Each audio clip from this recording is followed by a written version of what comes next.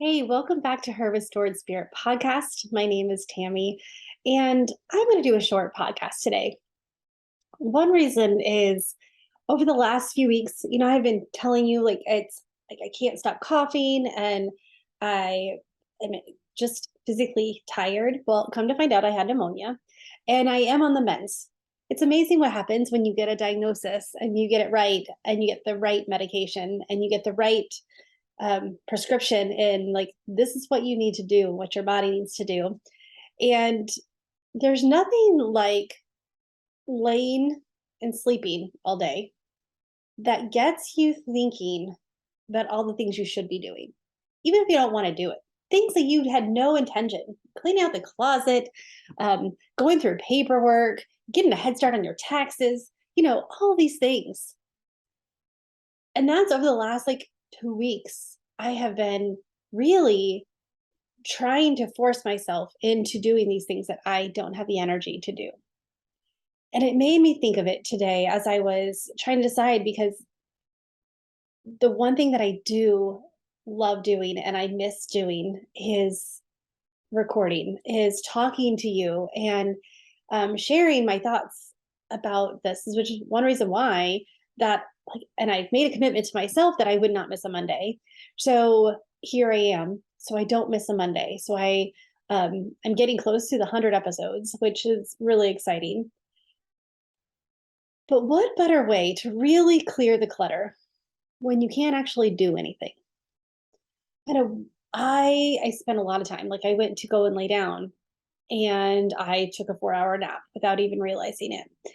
And I would go and I would start making dinner, and then I'd have to sit down because I was physically exhausted. And so I had to look at my calendar and really decide what needs to be done and what am I going to have to set aside or what am I going to have to ask for help for, and what can I push off to later or which don't need to be done at all. And so today I want to talk about clearing the clutter of your expectations for yourself. Because if I know anything about you, if you're listening to this podcast for any length of time, you get that, well, you're probably similar to me in that it really doesn't matter how you show up, what you do, what your calling is, who you want to be, and how you're perceived in the people around you. And it perceived in that, how can I mentor? How can I inspire? How can I support and serve my people well? And with that, we push ourselves to do these things.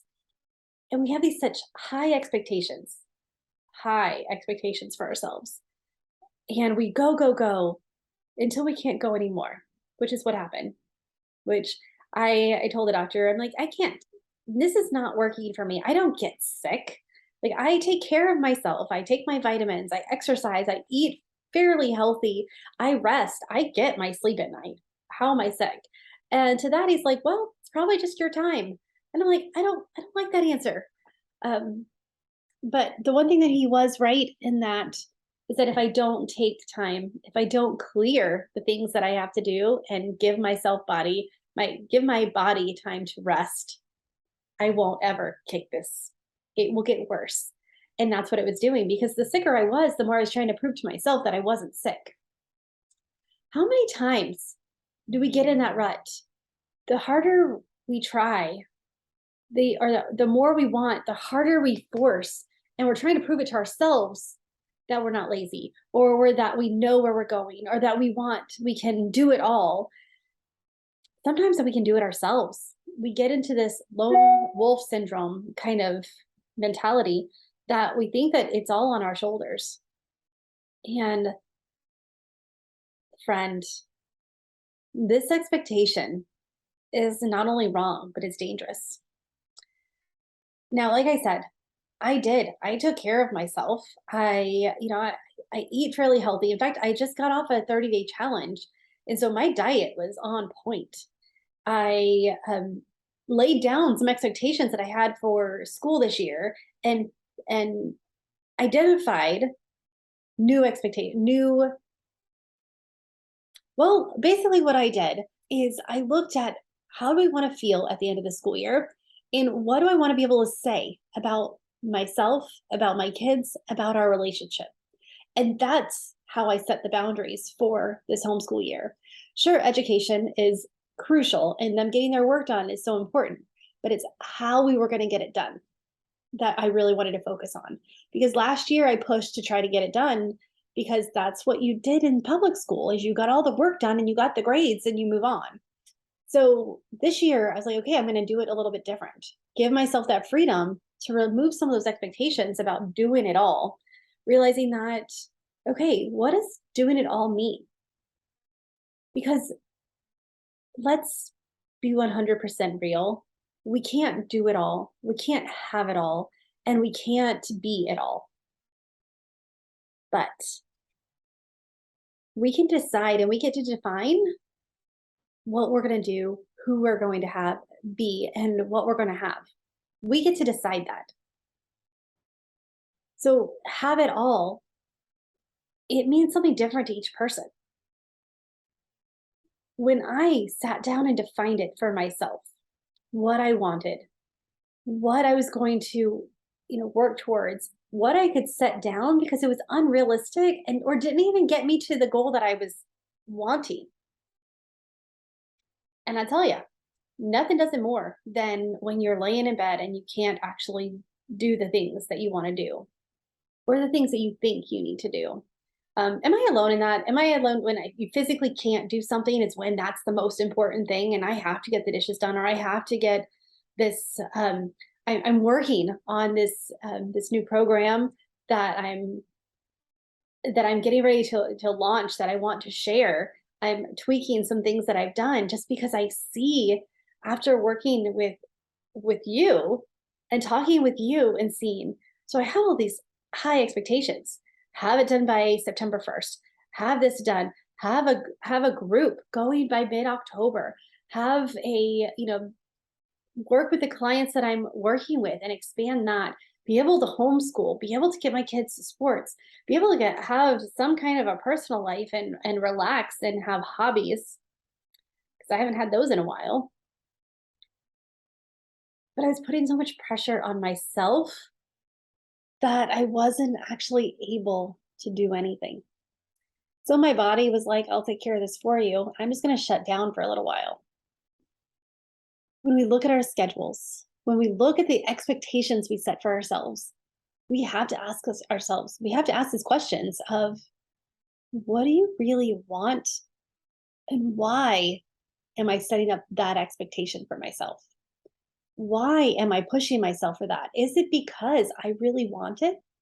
Is it because of my ego and because it will look like I have it all together?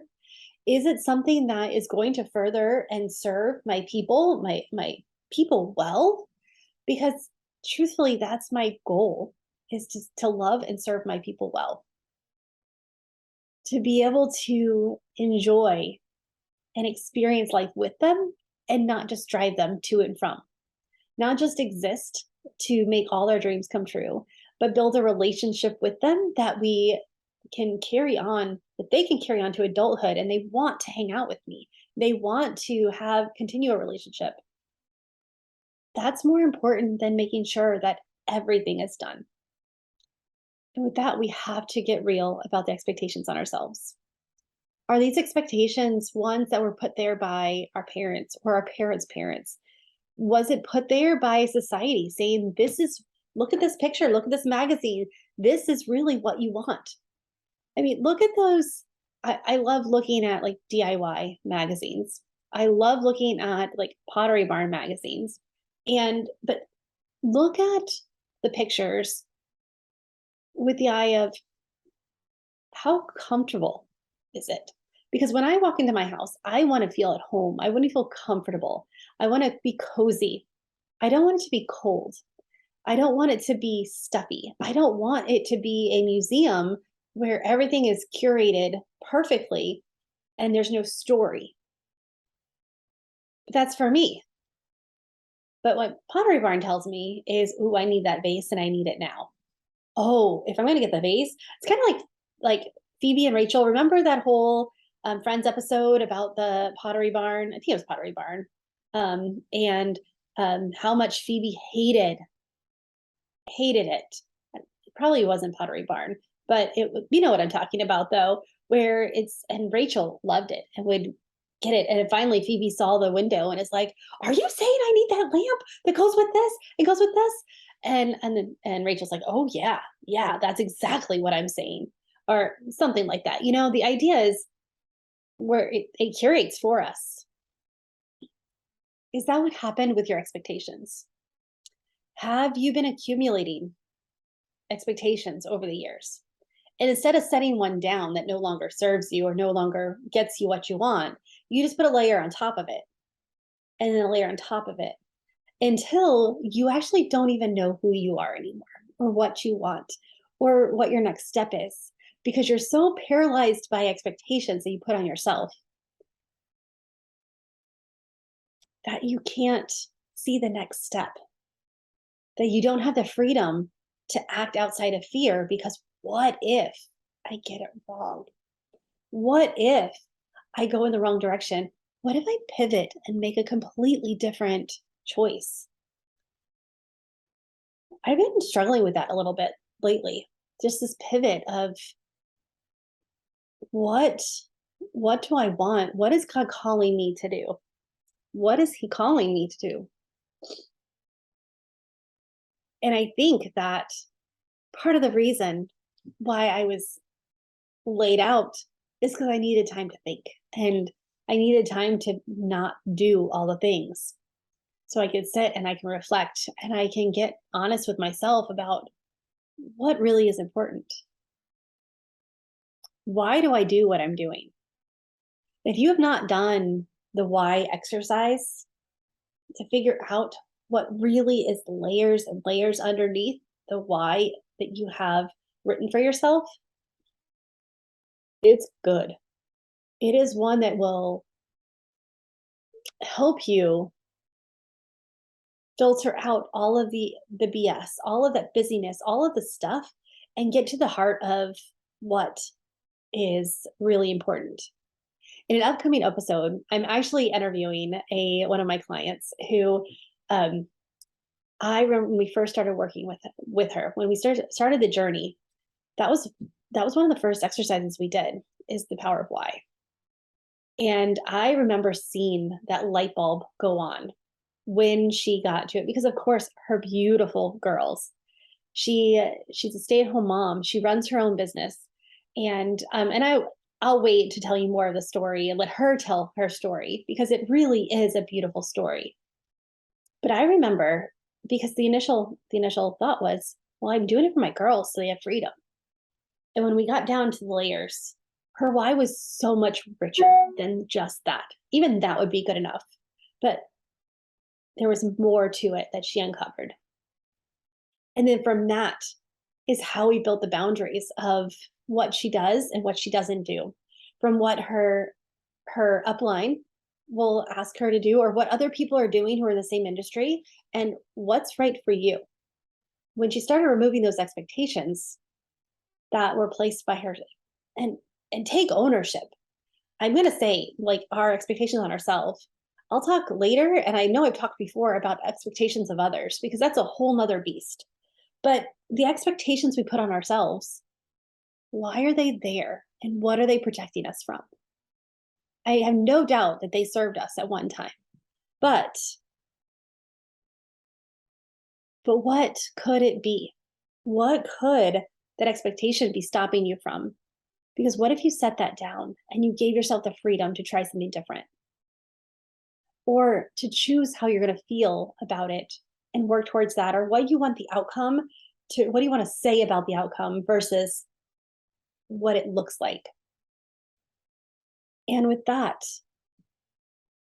it is freedom. It's a little bit scary, but in such that scary sided, I think that's how it's said, like it's scary and excited, exciting. And it gives you that flexibility to try something different. That freedom to instead of we're trying to meet this expectation that shouldn't be met, it is actually giving you that space, that margin that you're looking for to try something different. So when you start getting overwhelmed, when you start getting stuck, when you start like not knowing what your next step is, or when you don't recognize who you are anymore, ask yourself, what expectations do I have that no longer belong to me, that no longer serve a purpose, and that no longer are going to keep me in bondage? Because the expectations are ones that they seem like I should do this. I One of the biggest expectations that I set on myself is that I was going to work like, well, I'm just going to say it, that I was going to be a grief coach. And I am not a grief coach. If you haven't noticed that yet, like that is one of the things, people who've asked me about my podcast. And I'm like, honestly, I haven't talked about grief in a while. And it's not because I don't still live in grief. Like I said, it's a passive grief. It is a integrated grief. It's still very present in my life. And in fact, I want to show some pictures, um, soon, a social media post. I'll do something, because I was looking at my kids and realizing that though they are still grieving as well, because once you've lost someone, that's said you want to keep part of them with you, and that's how you do it, is by that loss, by that compassion and that empathy that you learn through losing something. But a lot of it is, I realize that through it, I lost myself through that whole process, and I'm in that discovery process of who am I now. And so when people ask me, I'm a restoration and confidence coach. I help people restore and uncover, discover who they were called to be. I like to help remove those layers of protection that are no longer needed, lose those perceptions, those expectations that are put on by yourself and by others, and and help you be able to have that freedom to live the life that you desire, no matter the circumstances, no matter what you have or what you don't have, no matter what your calling is, because we all have a calling. And when I have the privilege to work with you and help you discover those opportunities and the hope inside of your story, and help you see the purpose of the calling that God's placed on your heart and how you are exactly where you need to be. There's no accidents. And I don't believe in regrets. I believe that we make decisions based on the the information we have, the protections we have in place, that we're there for a reason. So don't don't be hard on yourself for decisions you made in the past. But it doesn't mean you're stuck. You have to stay there. Doesn't mean you have to keep those expectations. Doesn't mean that you are limited by those expectations or by your circumstances. You get to discover who you are and who you are meant to be and who you're called to be and what God has placed on your heart. When I started telling people that, instead of, yeah, I'm a grief coach or I'm a widow, I'm still a widow. I'm still a widow. And I still work with people who are grieving, but it's typically the grieving themselves. Who am I now? What do I want? And how do I get it? What am I willing to set down? Instead of adding more things to our to-do list, adding more books and more programs and more adding things like physical things, emotional things, things to our life, it's typically when we start clearing that, clearing those expectations, clearing the clutter that is keeping you from actually answering the question of what do you want and who do you want to be. When you clear all of this stuff and get to those questions, that's when the transformation happens. That's when the magic and the freedom comes, that margin that you get to make a decision based on what's next instead of what would happen in the past. And that's what I want for you. On Thursday, I have a workshop coming up, and I would love to see you there. In fact, I don't think that you can afford to miss it, because if you want to change, if you want to remove those expectations, you got to know how. You got to know, you need to know what's possible. And sometimes we're so close to our expectations that we can't even see them. Sometimes we're so close to our blind spots and to the circumstances that we don't see a way out. But let me show you how. Let me show you how I did it. Let me show you how I started to live a thriving life no matter what was going on around me, even after I lost my husband and raising a 2 and 4 year old on my own. Let me show you how I can take these teenagers that I have now. Well, one's 12 and a half, but she's close enough. And so, yeah, these teenagers that I have now, and how we have a relationship that is so good. Not perfect, still parent, still, I'm the meanest mom in the world. Um, Still get the "I can't believe you don't love me, mom" statements, and you know why I have mama bear as your contact is because you're so overprotective. All those things. But when my son chooses to come up and give me a hug and say, "Mom, I had a rough day today. Can we talk about it?" That's when I know I've done something right. That's when I know that we've cultivated that experience to where he trusts me, even though I'm the meanest mom in the world. When it comes down to removing expectations, when I started removing them for myself, when I started showing up as me and figuring out who that was and what I want that to look like, that's when the relationships that I was that mattered the most grew the most. And I want that for you. So come to the workshop, and I can't wait to see you there. If you can't make this one, I'll be really sad, but I'm going to do it again because I feel like this is so important. And if you don't take a chance on yourself, if you don't get honest with yourself, then you're going to be in the same place you are right now for the next 6 months, the next year. And is that worth it to you? How much longer do you want to live under these shackles of expectations and fear and overwhelm and stuck and just live in that pain, live in the sorrow of your circumstances, live in the victim mentality and feel that you can't control things that you absolutely can control, things that you can decide because you have breath, you can make choices, you can look at perspectives differently, and you can see the good. But sometimes we have to clear things in order to be able to unveil that, yeah, uncloud it, to remove some of these accumulated stuff, this clutter that is keeping us from being who we were called to be. Well, this is a lot longer than I was expecting. And I need water because my throat, I'm about to go on a coughing fit. So I'm going to stop here.